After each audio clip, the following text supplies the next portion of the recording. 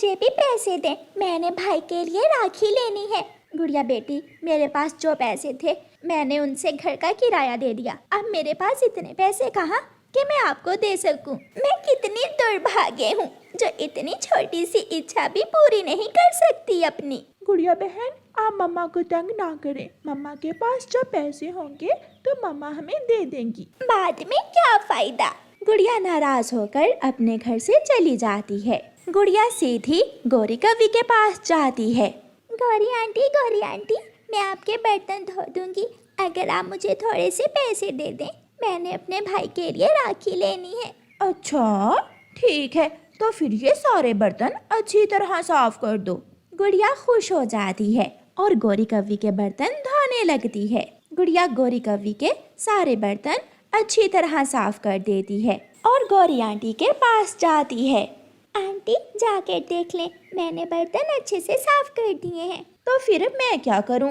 आपने कहा था कि आप मुझे राखी लेने के लिए पैसे दोगी। चल भाग जा यहाँ से, नहीं है मेरे पास पैसे।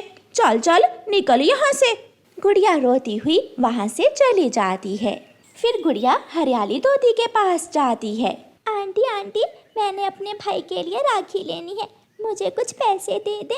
जब मेरी मम्मा मुझे पैसे देंगी तो मैं आपको वापस कर दूंगी।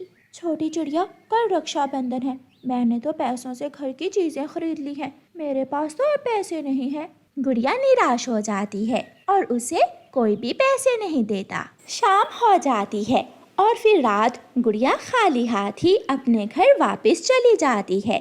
गुड़िया बेटी, खाना खा लो। गुड़िया बहन, मम्मा ने मुझे बताया है कि जब बहनें भाइयों को राखी बांधती हैं तो भाई भी अपनी बहनों को चीजें देते हैं। मेरे पास भी तो आपको देने के लिए कुछ नहीं है। भाई, जब हम बड़े हो जाएंगे तो मैं आपको राखी बांधा करूंगी और फिर आप मेरे लिए चीजें ले आया करना। मम्मा चिड़िया बैठी अपने बच्चों की बातें सुन रही थी। क्या ये सारी राखियाँ मेरी हैं?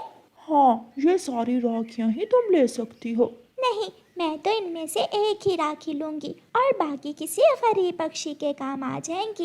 ये वाली राखी आप मुझे दे दें, मैं यही लूंगी। गुड़िया बेटी, क्यों शोर मचा रही हो? सो जाओ बेटी। कितना अच्छा सपना था, ये सच लग रहा था। गुड़िया दूसरी तरफ मुंह करके फिर से सो जाती है। सुबह हो जाती है। जो पेड़ मैंने सपने में देखा वो पुराने कुएं के पास था। क्या मेरा सपना सच हो सकता है? मुझे जाना होगा। एक बार मुझे पुराने कुएं के पास उस बड़े पेड़ के पास जाना होगा। गुड़िया अपने घर से निकलती है और जंगल में पुराने कुएं की तरफ जाती है। यहाँ तो कुछ नहीं है। शायद मम्मा ने सच ही कहा था कि सपने कभी सच नहीं होते। गुड़िया निराश होकर वहाँ से वापस जाने लगती है तो उसे एक आवाज सुनाई देती है। गुड़िया, मैं ही वो पेड़ हूँ, मेरे पास आओ। गुड़िया डर जाती है। कौन है? मैं तुम्हें कुछ देना चाहता हूँ। पेड़ को बोलता हुआ देखकर गुड़िया खुशी खुशी पेड़ के पास जाती है। अपनी आंखें बंद करो। फिर गुड़िया अपनी आंखें बंद करती है और उस पेड़ पर पत्तों की जगह राखियां ही राखियां लग जाती हैं। क्या अब मैं अपनी आंखें खोल लूं? हाँ, तुम अपनी आंखें खोलकर देख सकती हो। गुड़िया अपनी आंखें खोलती है तो खुशी से उसकी चीख निकल जाती है। मेरा सपना सच हुआ। इस पेड़ पर तो इतनी सारी राखियां हैं। क्या मैं यहाँ से अपनी पसंद की राखी ले सकती हूँ? हाँ गुड़िया, मैं बरसों से गरीब पक्षियों की मदद कर रहा हूँ। जिसको जिस चीज की जरूरत होती है मैं उसे देता हूँ। फिर गुड़िया उस पेड़ से अपनी पसंद की राखी ले लेती है और खुशी खुशी अपने घर चली जाती है। मम्मा, भाई, देखें, मैं आपके लिए राखी ले आई हूँ। मेरा सपना सच हुआ। अपनी बेटी को इतना खुश देखकर मम्मा चिड़िया भी खुश हो जाती है और गुड़िया अपने भाई के पंख पर राखी बांधती है। दोनों बहन भाई बहुत खुश थे।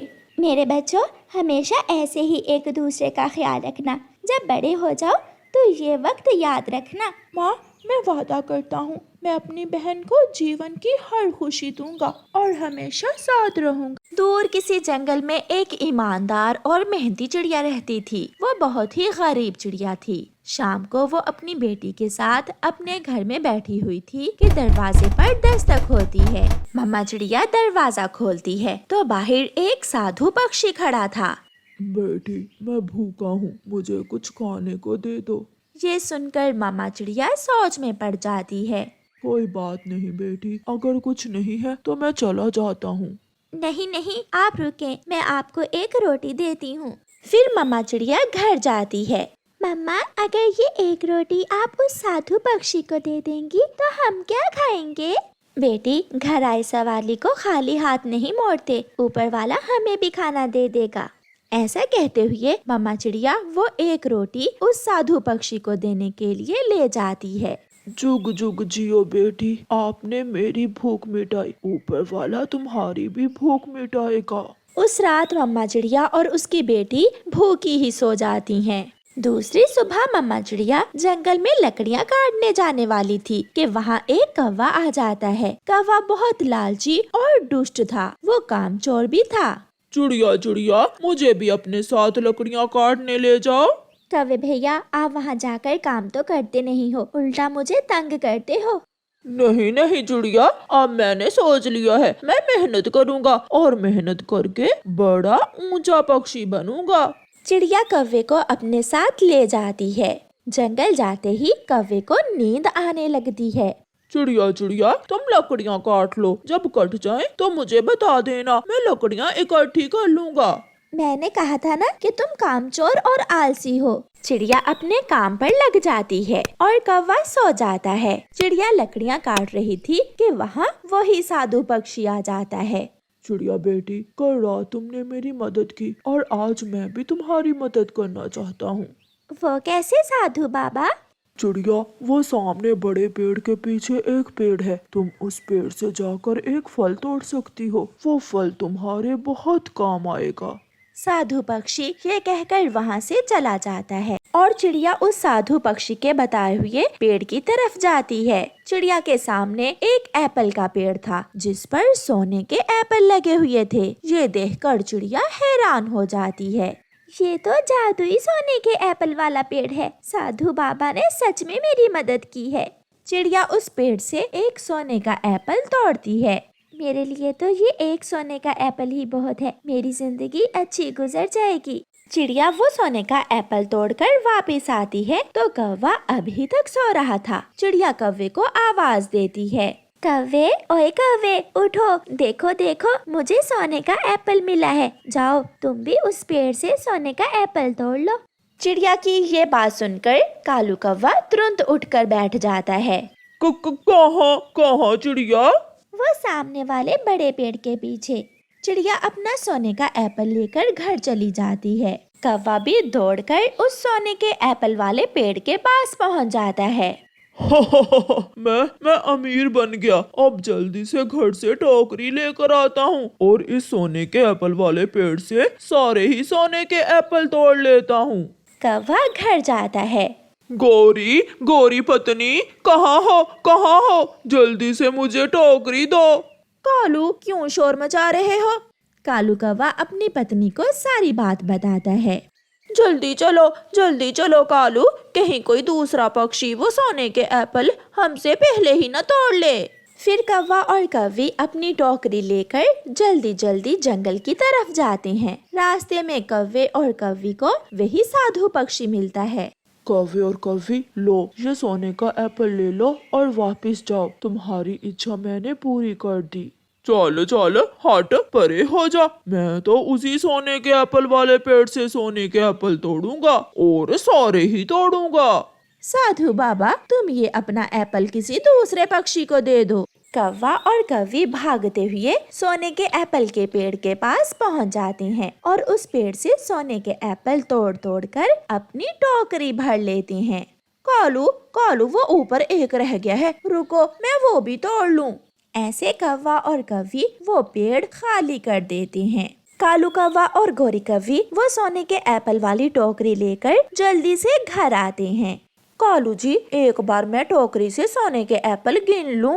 गोरी जब टोकरी से कपड़ा हटाती है तो नीचे मिट्टी के एप्पल थे। ये देखकर कौवा और कौवी रोने लग जाते हैं। कालू कालू, ये कैसे हुआ? हमारे सोने के एप्पल कैसे मिट्टी के एप्पल में बदल गए? गौरी, ये हमारे लालच से हुआ है। जल्दी भागो, हम उस साधु बाबा से एक ही सोने का एप्पल ले लेते हैं। फिर कौवा और कव्वी जंगल वापस जाते हैं और पूरा जंगल घूमते हैं, मगर वो साधु पक्षी अब वहाँ से जा चुका था। ऐसे कौवा और कव्वी अपने लालच की वजह से खाली पंखी घर वापस लौट आते हैं। प्यारे दोस्तों, इस कहानी को लाइक, अपने दोस्तों के साथ शेयर और चैनल को सब्सक्राइब करना बिल्कुल मत भूलना। आपका धन्यवाद।